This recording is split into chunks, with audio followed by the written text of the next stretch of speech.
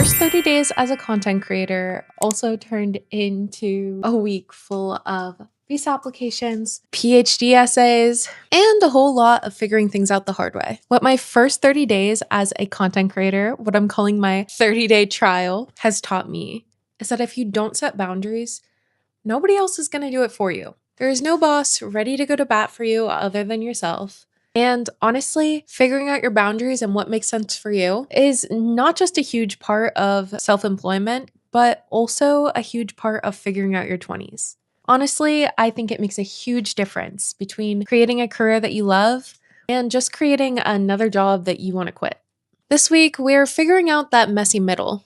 I'm taking you through the reality of balancing PhD applications and visa stress while treating this channel and my socials as a full-time business. We're talking about saying no to bad brand deals and saying yes to the right ones. Plus, we have some huge emotional milestones with our foster pup, Lovey. She laid down so cute right there. So if you don't want to figure it out the hard way, if you've always been wanting to build something of your own, and how to adult for real life in your 20s, welcome in.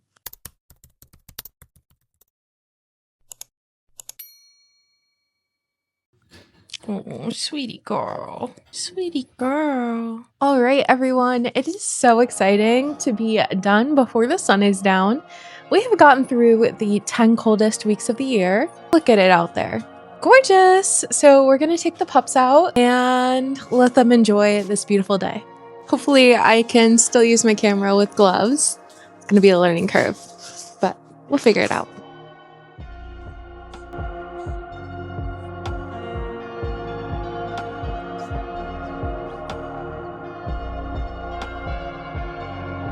You can do it. Good boy. Okay, we've got all the pups loaded up. Good Lovey. Good Lovey. And let's get going.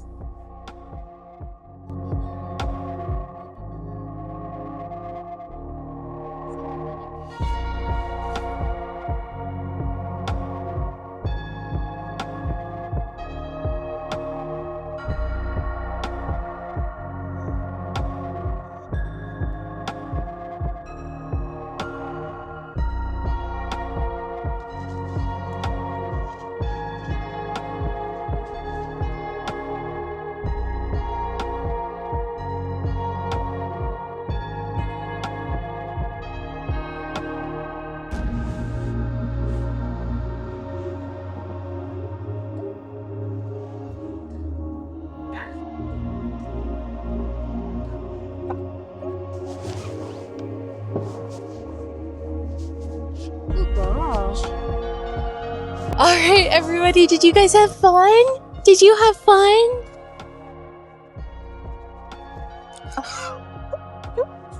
Oh, Misha's cold. Poor Bubba. I am wet and cold up to my crotch. I don't know about you, but we're turning into the numbness, the pins and needles, all of that. In some places, it is really drifty. So it's like some places there's like a foot of snow. Some places there's like 4 feet of snow. I would say generally 2 feet of snow, but getting pulled by a dog through all that, definitely like my hip bones are wet. Apparently, it was the snowiest day in Toronto history since 1937. So that's crazy, but I'm super glad Miss Lovey got to experience it. I've never seen her so happy. Did you have a good time? Oh, she wants to eat it. I think that means yes. So let's get the pups home. Let's get them warm, and I'll get you on the flip.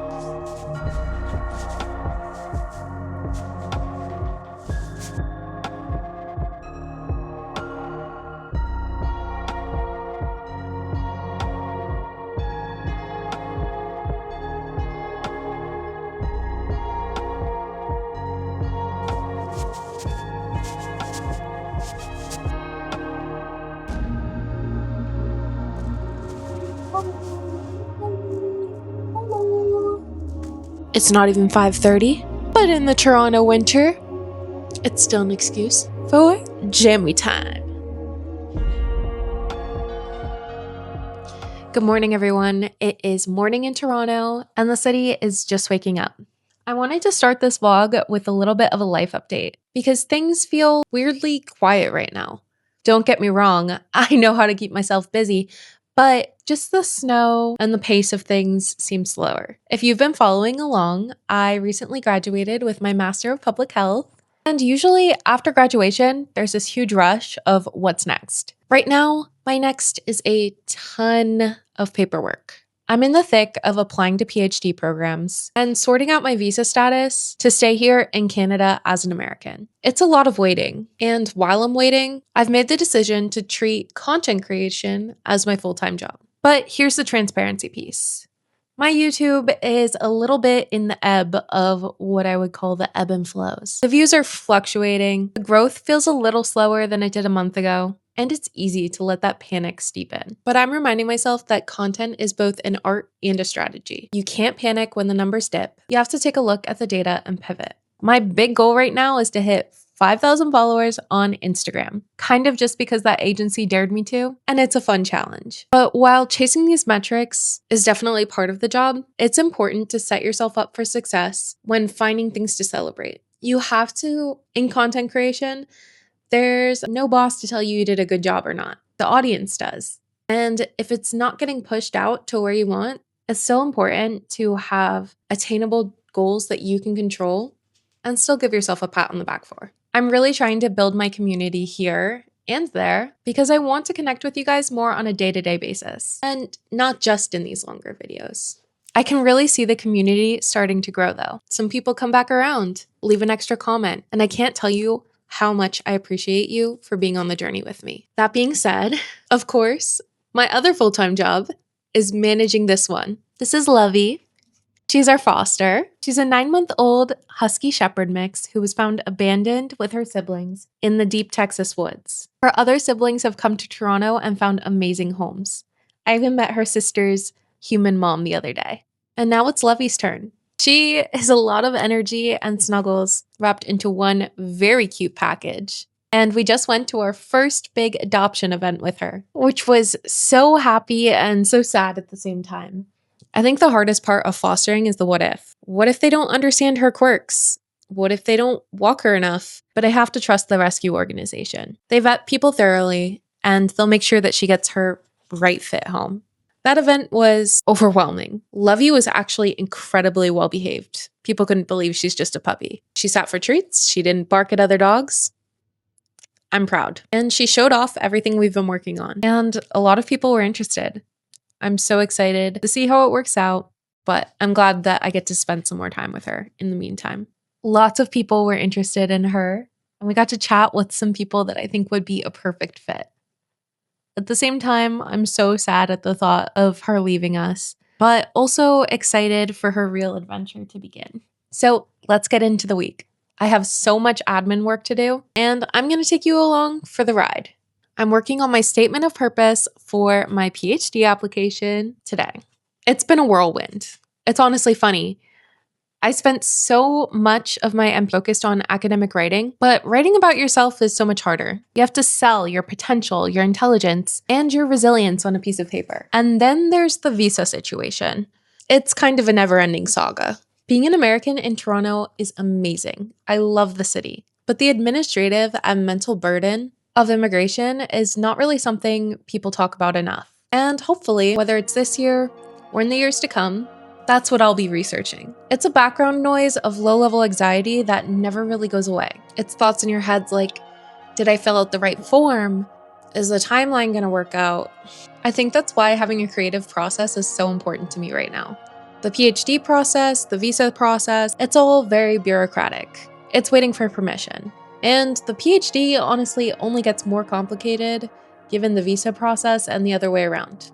We'll have to see how it all plays out. It's weird when getting the acceptance is not the only goal. There's a lot of other goals that kind of have to fall into place in the right timeline to make it all make sense. Content creation, though, is the opposite. I don't need anyone's permission to upload a video. I don't need a committee to approve my Instagram caption. It's the one area of my life right now where I have total agency, but I'm definitely still figuring out the kinks. If you're in the same boat, you feel like you're in a period of your life where you're waiting on a job offer, school acceptance, maybe a partner, I really encourage you to find the one thing, even if it's small, where you are the boss. It'll keep you sane and tap into some self-efficacy that will make you feel more confident and ready to take on your next adventure. Okay, first draft is done. I'm not gonna look at it for 24 hours. Sometimes the best ideas happen when you step away. So I had mentioned that Lovey is a husky shepherd mix. If you know dogs, you know that means she's incredibly smart and super vocal. Fostering has been such a grounding experience for me during this transition period. Honestly, it forces me to have a routine. Whether you're self-employed or unemployed, depending on how you look at the gap between your degrees, you can easily just stay in pajamas until 2 p.m. Lovey doesn't allow that. She needs to walk at 8 a.m. or she will sing the song of her people. Coming back from the adoption event, this cloud has been looming over me. The goal of fostering is goodbye, right? That's the tagline. But she's been with us for a few weeks now and we've bonded. She trusts me and I love having her part of our family. It's a lesson in detachment, I guess. You pour love into something knowing it's temporary, but knowing it's necessary for them to get to their forever place. Kind of like this ebb period on YouTube. I'm pouring into it, knowing this specific phase is temporary, but building towards something bigger. At least I hope so. I'm trying to get some raw footage for a reel tonight. I want to hit that 5K goal on Instagram. And I've realized I've been overthinking my content here. Maybe trying too hard, maybe not hard enough. But I'm gonna try out some things and definitely have some flops. When I look at what I consume, I love raw emotion, hearing how it really is, and behind the scenes stuff. So I'm gonna try to lean into that. So tonight's plan is to film 3 reels, one about the reasons why you shouldn't follow me, one about my 30-day trial as a content creator, and one about moving to Canada. I've also been filming day in the life clips and trying to set small achievable goals that I can actually reach. If I say I'm going to grow by 1,000 followers this week, that's out of my control. But if I say I'm gonna make 3 reels, that is entirely up to me. So I'm working to stop chasing metrics I can't control. On the other side of content creation, some things are more out of your control. Let's sit down and have a real talk and be totally transparent about the business side of things. Something happened yesterday that I think is a really important learning moment. So I want to be real and transparent with you guys. A brand reached out to me a few weeks ago and asked to partner on a video. They're in the fashion space and it's not a tiny brand. It's probably one you've heard of, but I'm not going to name any names. They offered product in exchange for some videos and sounded like a good deal to me. But once the product got here, it was not as I expected.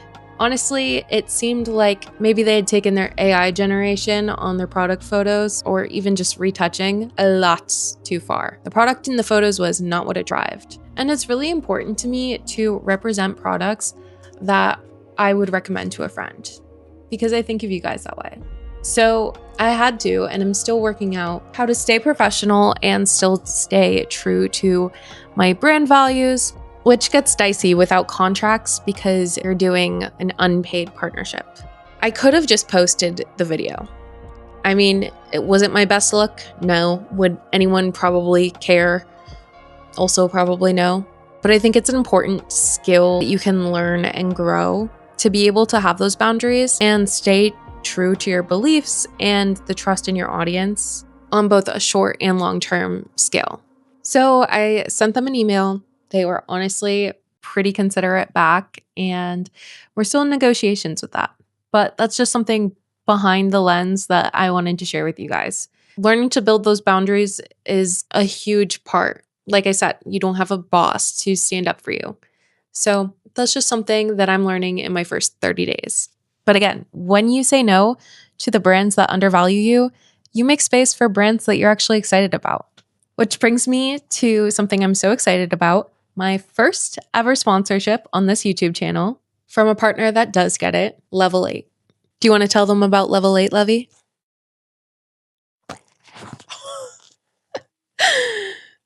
All right. Level 8. I'm so excited to be partnering with them in this video. This is the Level 8 Gibraltar carry-on, and honestly, the difference in quality and respect in this partnership compared to that other email is night and day. As someone who travels back and forth between the US and Canada and is still discovering much of both of those countries, lugging around delicate camera gear and heavy textbooks, I need gear that works. Level 8 sent this over and it's incredibly durable, lightweight. It has a high quality hardshell material that's both light and strong, an aluminum alloy trolley handle, making it super easy to maneuver, even on my own, 360 degrees spinning wheels, and allows for spacious packing. Now, I have done my fair share of travel, studied abroad in 4 countries, and let me tell you, I wish that I had had this level 8 suitcase then. But looking forward, there's so many places I want to take you guys, and let me tell you, this suitcase will be coming with me. But beyond the product, the collaboration was professional.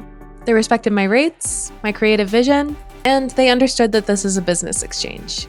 This is the lesson, guys. You teach people how to treat you. If you accept $0 for premium work, you're telling the market that your work is worth $0. When you hold out for the right partners, like Level 8, you elevate yourself. If you're looking for new travel gear, especially if you're a creator, hauling equipment, or a student moving between cities, I highly recommend checking them out. I'll have the link in the description.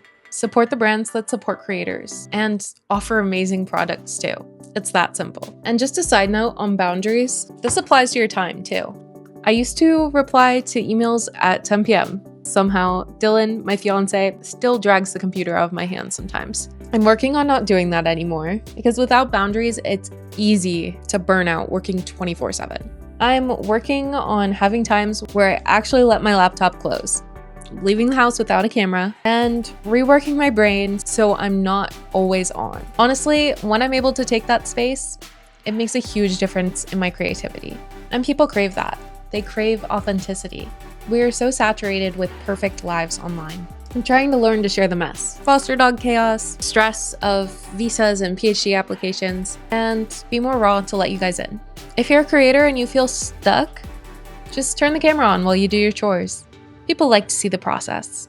I also want to answer a question I got in the comments. How do you stay consistent when you're not seeing results? You truly have to detach your self-worth from the view count. I know, easier said than done. But I look at it like my MPH degree. I didn't get a grade every single day that I studied. I put in the work for 2 years for the result at the end.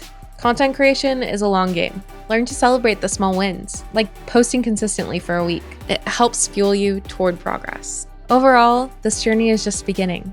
I'm so excited to see where it takes me and really excited to take my Level 8 suitcase with me. Thank you to Level 8 so much for sponsoring. Make sure you guys check them out down below. I'll tag my discount code.